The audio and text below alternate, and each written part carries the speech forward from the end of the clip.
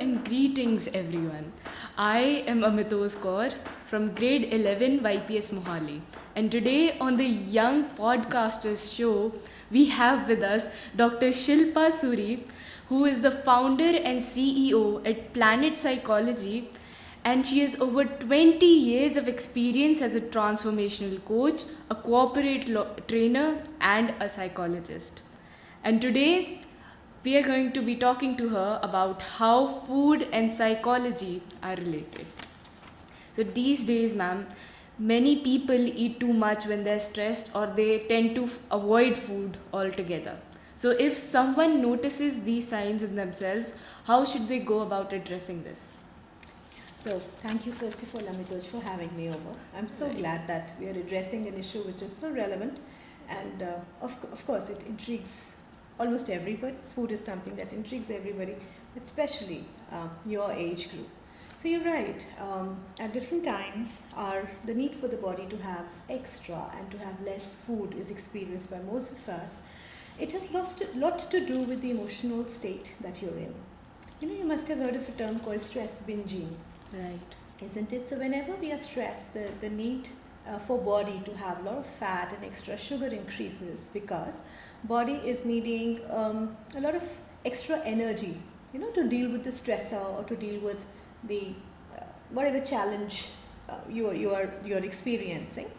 And at the same time, when you're feeling low, when you're feeling sad, not really up to it, you would realize that you just don't feel like eating, isn't it? So I think eating too much and eating less is like a message or a signal from the body that I'm feeling a certain way, isn't it? Knock, knock, listen to me. So when you're eating extra, that means there is something that you're dealing with and you do not have the resources to deal with it, right? So you're obviously adding more calories to your body. But when you're sad, depressed, the chemical cocktail your body is experiencing is such that the whole orientation towards the external world reduces. Say when you're not okay, you don't feel like getting up, you don't feel like initiating any conversation, you don't feel like getting out. So it's the not think increases, not eating, not sleeping, right? So I think I would say that listen to your body, right? And whenever you see that there's a drastic change in any of the parameters, food of course, hunger of course is one of the most important ones, you got to become self-aware that okay, there's something that my body is not okay about. Right. So there are times when you're moving a lot, you're exercising, but you still don't feel like eating. So how is that related? Yeah, because see, there are different layers or there are different aspects of us. One is physical, another is psychological and emotional, isn't it? So even though at the physical level, your activity level is paramount, it is optimal, but emotionally what you're experiencing. So what is an emotion? An emotion, if you look at it, it's a chemical change inside the body, right? So under the influence or under the experience of a certain emotion, even though there is ample physical activity, that those chemicals that are pumped in your body because of that emotion, right, reduces your hunger, or they interfere with your hypothalamus, the seat of emotions and motivation. So your brain is not giving your body a signal to eat, right? So there are different aspects of us. So unless everything is in place, physical health, emotional, mental health, everything needs to be in tandem with each other for you to experience life fully. Right. Yeah. And I also notice that when I'm under a lot of stress or when my exams are approaching, I tend to eat what I wouldn't eat on a normal basis. I tend to come up with weird food combinations that I wouldn't. So why does that happen? And is it even normal? It is normal for a small span of time. See, if it is examination period, obviously your cravings for, as I said, fat food and something which is sugary will increase because your body is like in a war zone, isn't it? So when you're in a war zone, the need for resources to deal with that particular event increases, right? So anything that is fat and sugary is going to give you immediate burst of calories or immediate, sugar high, which your body needs to deal with that particular stressor at that particular time. So I would say for a very brief period of time, it's okay, because it's like your body adapting to a particular change, or your body dealing with an emergency, let us say. You must have heard of something called fight or flight reaction. Right? So now if a stressor comes and there is some disruption in your homeostasis, right, and you're eating more or sleeping more, etc., for a very brief period of time, you can cope up with that. But if the stressor prolongs and that remains like a longish pattern, then there are going to be repercussions, isn't it? Right. Eating fatty food, fast food, sugary food over a longer period of time can disrupt.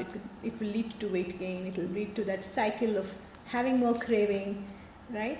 So, for a brief period of time, it's okay to cope up with that. But if it prolongs, I think you become a little more self-aware, and some intervention needs to be there. Right. So now the young audience would like to know, like, this is the social media era. Yes. Social media is at a peak, it's at its zenith. So how do these social media trends, like what I eat in a day videos, these kind of trends influence people's perception of healthy eating? I think it's to a great extent. Extremely would be the answer.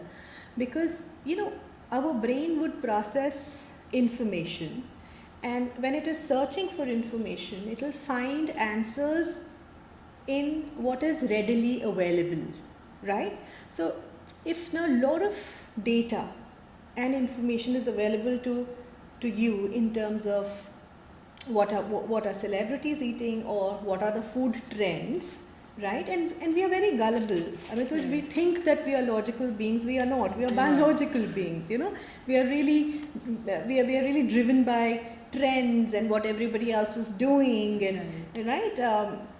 Because we are very collectivistic as a species. We are very, very, and our minds are unconscious is also very collectivistic. So what you watch is what you become, isn't it? What you consume is what you become.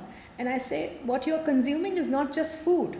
Even the social media that we are consuming is influencing us in multiple ways, in terms of what we wear, our travel destinations, what we eat, right? So moreover, what all we see, that's not real.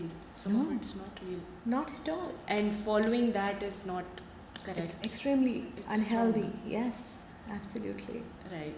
So these social media also tends to promote these extreme forms of dieting, like extreme fasting. So how does that influence one's thinking? First of all, I really want to share and say that please check the source. Who is this influencer? Who is this person who is sharing this information with you? What are the credentials of this person? Right. Is that person qualified, certified nutritionist or dietitian, isn't it? And what kind of work they have done? We all have become celebrities in our own little worlds, isn't it? And without checking the credibility of a person, if you are just blindly following somebody because that person appears pretty or appears fit, right? I think there needs to be a sign of caution there. So let's not peripherally process this information. Let's be logical. Let's do some referral check for this particular individual, and then decide.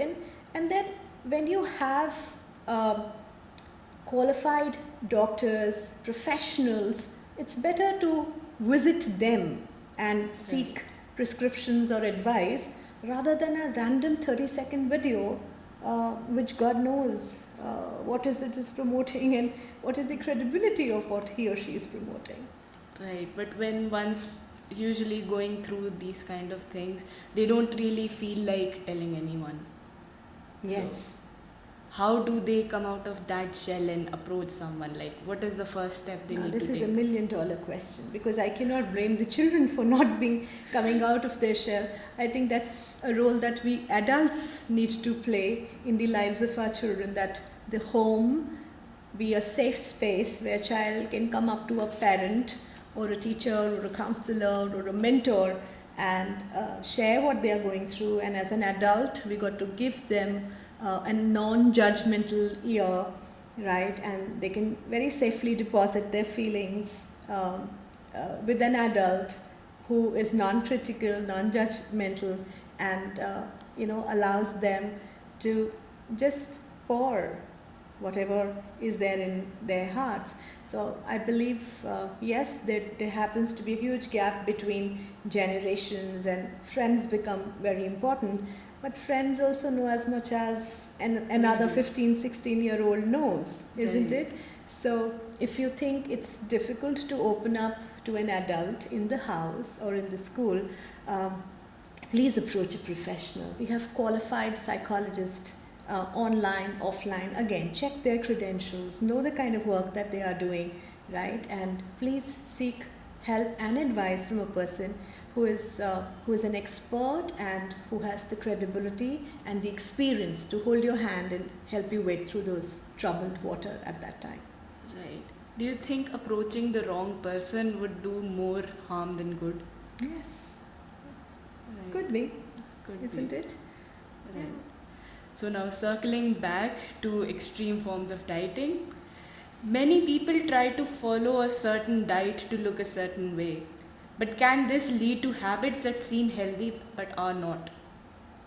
See, every body is unique, Right. isn't it? And the requirements of every body could be different. So, as I said earlier, just because something has worked for somebody, there is no guarantee that the same diet plan or the same ingredients or whatever you're eating is going to help your body at a certain age, at a certain stage in your life, right? So mindlessly having black coffee just because now every reel is saying that it clears your liver. You do not know how much is good for you at Yeah. a certain age in your growing years, especially adolescence. There are so many endocrinological changes that are maybe it's okay for an adult body, not for you, Right. right? So please be logical. Don't blindly follow trends until and unless you have yourself spoken to an expert who understands your case history, who understands your body, right?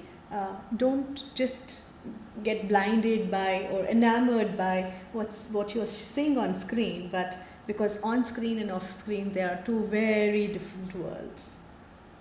Could we say that blindly following these trends are increasing the number of people who have eating disorder these days? Because back in the old times, I don't think that my mother used to tell me that back in the days, not everyone used to have eating disorders. Like these days, eating disorders are being normalized. Is that good? If it is a disorder and you're normalizing it, the two words do not just go, they are not syncing with each other. It's an oxymoron. It's an oxymoron, isn't it? So, yes, the easy access and availability to information is really making us bonkers, because human mind cannot process information. That's how data analytics is a stream altogether, and we're using machines for that. So the access is very easy, availability is very easy, but then, as I said, we need to understand that every person who appears on screen does not have the credibility, the expertise to promote what they are promoting, right? So that logical awareness is very important. Right. These influences, their job is to influence us. Totally. See, the name itself says influence, Right. So we shouldn't jump to conclusions basing our whole judgment on their short videos. Not at all. Not at all. That's a recipe for disaster. Right. And would you say that body issues or body dysmorphia is connected with eating disorders, or does one tend to precede the other, like one is a symptom of the other? So there's a third variable, Mitoj, which is missing here, is your self-esteem. You know, how you perceive your body depends upon your judgment of yourself as a person. Right. And this judgment indeed or in turn comes from the information again, or the feedback that you receive from different sources around you. That is how, the concept of body shaming, etc. So when you hear a lot of things about you look so fat, you look so thin, right? You internalize that construct about yourself, okay? And perception is nothing but projection. Right. Isn't it? So you project those thoughts on the image that you see in the mirror. And you never see the world the way it is. You see the world the way you are. Right. Isn't it? So when you feel incomplete, when you feel unworthy, when you feel underconfident, no matter how good, how fit, how healthy you are, you will never ever be able to really perceive yourself as you are. You will always be finding faults with yourself, not seeing the real you. Absolutely. Isn't it? Now when you're unsatisfied with this image in the mirror, right? So the first thing that you start tinkering with is food. Absolutely. Isn't it? You start eating less, assuming that, cutting down these calories obviously is going to help you lose weight here, there. But the reality is that you got to embrace who you are. That's the first step towards healthy you, or a complete you.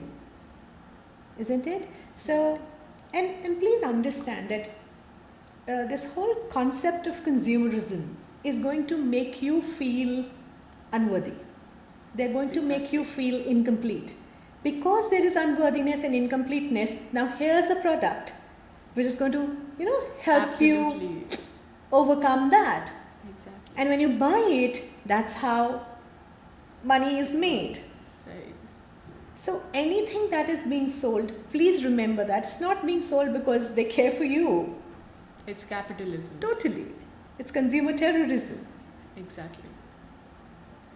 The more unhealthy the society, the more products will be sold. The more ugly looking you are, the more frizzy your hair are, or more, this thing your skin is, or more fat. Imagine the $1 million industry that is booming around skincare, hair care, food, health. Right. So unless you feel unworthy, how do you think all these products and services are going to be sold? So please behave intelligently, think intelligently, and think for yourself rather than being swayed by all the emotional and logical looking, appearing data and everything that is available online. Decide for yourself. But at this very age, adolescents tend to have like a very touchy-feely personality. They take everything to their heart. They easily get influenced by what is said to them, and especially when social media is there. When you're just scrolling, you see a bunch of things and you tend to think that this is normal because that's what you see on social media. What's your feed is what you become. So how do these people, especially at this young age, how do we dissociate ourselves from this? Correct. So Amitoz, you've often heard knowledge is power. I say applying knowledge is power, isn't it? So a podcast like this, a conversation like this unfolds the reality behind what's happening in the consumer world, what's happening online, right? I think one of the most powerful tools as a psychologist that I can give to you youngsters is seemingly very simple but extremely powerful, is your capacity to pause. So whenever you come across some information, right, and you feel it's sort of, you're drowning in that, Exactly. just take a deep breath, right? Because taking a deep breath clears your mind. It does not allow you to work on your impulse, isn't it? Whenever you want to buy something, okay, again, maybe put it in the basket or put it wherever online. Pause, give yourself a day before you actually go buy that. And in that pause, process that information. Do I really need it, or I only want it? Is it me who is actually in need of this, or is it the product being packaged in such a manner that it appears so appealing that I cannot say a no to that? Exactly. Right? So do not let the controls of what you buy be in hand of an algorithm or an ad or a reel. Reclaim your power. You will decide whether you need it or not a fancily packed product or a celebrity who comes and tells you, I'm using it and that's how this body or that's how the skin, isn't They're it? basically playing with our minds. Totally, absolutely.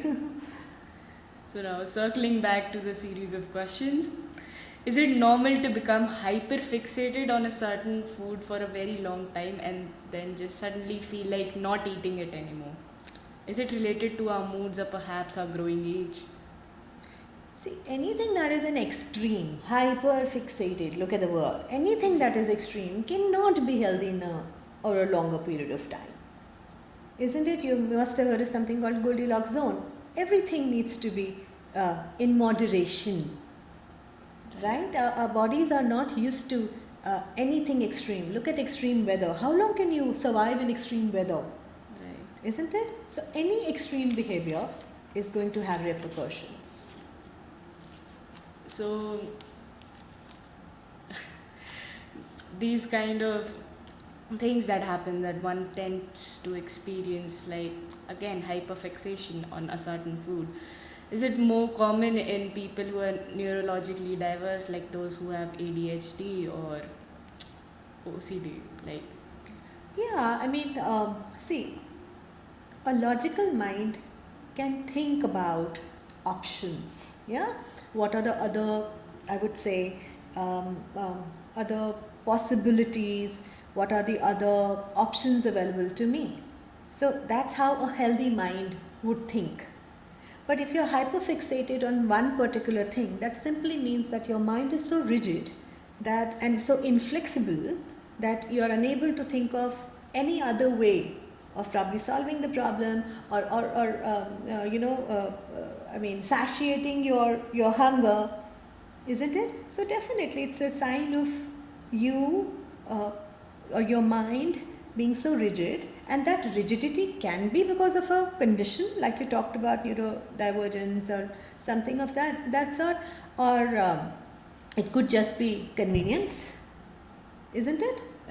Because you're staying in a hostel, so it's very difficult to cook food, or maybe you're skipping meals because of whatever reason. So okay, this is a very easy to make kind of a food, so you sort of stick to that, isn't it? But yeah, you cannot, our body needs variety, right? We talk about rainbow diets and stuff like that. So if you keep feeding your body the same food, you're depriving your body of the other vitamins and all that our body needs, that is going to come from other sources of food. Yeah, right. So that again in long run is going to have some health repercussions. so necessarily being a picky eater is not good for you? Not at all. Not at all. But some people tend to promote this, that being a picky eater is good. What would you say? Again, who are those some people? Some people who are those people? Usually in young kids, they tend to go to, whenever you go out, you see young kids, they're like, I want to eat this and this only. Okay, so when they're going out, eating a certain kind of food, I do not know whether it is once a week, once in 15 days, it's okay. Let them have fun. Right? But yes, not in routine. Your child can't be put on, or any adult also for that matter, can't be put on a same diet every day. Had that been the case, nature would not have been so bountiful. The fact that nature has given us, so many variations means our body need it, right? Right. Yeah. So I think many people would want to know this. Have you ever heard of the term hangry? Like when you're Hangry. hungry and angry. Yeah. So how is hunger related to our emotions? Like how Yeah. does how do our feeling gets the best of us when we're hungry or when we're not having the right food? Yeah, it's an interesting question. So, anger says that a need is unmet when you feel angry. You feel angry when there is an unmet need, isn't it? That unmet need could be emotional also, need for love, right? And that unmet need could be food also. So you are hungry and there is nothing around you that you can eat, and nothing is available of probably of your choice, right? So what it leads to what is called as frustration. Frustration is an emotion that you experience when your goals are thwarted, right? So you're dying to eat food, there is nothing of your choice available, you are frustrated. Now that frustration, when you're going to express it, that's anger. So yes, hunger, or I would say unsatiated hunger, would lead to anger. Absolutely. And that's hangry. Absolutely. So this usually happens at school, like you just had your breakfast, you go to school and you start feeling hungry in the first period. Is it because we are just bored or do we actually need that food at that time? Yeah, it could be just that you're bored because the minds are so stimulated now, right? That a simple classroom where you have to sit straight, listen to somebody for 40 minutes, right? And your brain is so used to just for focusing on a 30-second reel or a 30-second shot. So you're so bored. The attention span Is reducing. Absolutely. day by day. So what do?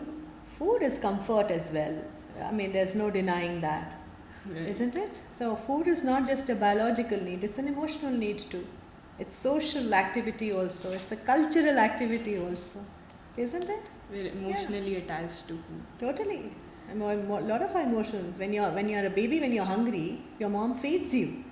So feeding is not just satiating the hunger, the physical touch of the mother, the emotional security that you receive in that, everything, is a part of your subconscious and it is associated with food. But is relating a certain emotion with a certain food, is that bad for us in the long run? I mean, there's nothing good or bad. That's what my subject, psychology, has taught me. There's nothing right or wrong, there's nothing good or bad. I think if for all the parents or the students who are listening to this, replace good and bad, right and wrong with effective or ineffective. Right? So when you relate certain food with a certain emotion, think about it in your head. Is this effective? Is this not effective? You see, alcohol is associated with pleasure, isn't Right. it? Happy time, happy hours. What does that mean? Even these commercial brands, they also have some Happy hours. happy hours or happy whatever, something, Happy days. happy meals. Right. Right. So is it effective? To Okay. depend on a certain kind of fast food to feel happy. In the long run, if that's what is making you happy, look at the amount of calories you're goring down your throat. Moreover, it's just a marketing trick Totally. that's used to reel us in. Absolutely. Okay. Which brings me to, we often label certain foods as good or bad. Like, this is good for me, but this is not good for me. Does thinking like this affect how we feel after eating? Does it affect our potential guilt? Totally. Absolutely. I always say that if you enjoy, a slice of cake or pastry or at a certain time, okay, or once in a week, and you're thinking in your head, this is going to add, add calories to my body. There's so much of sugar in it. So definitely not just to eat, but what you're thinking alongside is going to get processed and metabolized. So your thoughts are as important an ingredient of what you're eating as much as what that food is made up of. But nowadays, like on the news and advertisements, a lot of foods are marketed as this is very high in calories, but you shouldn't have this. but it turns out it's completely the opposite. Like, I always thought that potatoes are worse than rice, but it turns out they have a higher glycemic index than what rice would have. So that's where as I said, now that's where the expert advice comes in, right? What is this knowledge, or what is the source of your knowledge? Did it really come from a qualified professional, or did it come from a random reel that you were scrolling? Reels are obviously nowadays they're more common, and they're a large source of knowledge for many people. But then please have the ref checks and reality checks in place, and don't just get swayed by whatever data information is coming your way. Right. Yeah. And many people in our young audience, some of them might be going to the gym, and many people who go to the gym, they tend to measure each and every calorie of what they take. Is it good for you psychologically to know at every time what you are eating, and if you do go over that calorie intake, you do feel bad? Is it good for you?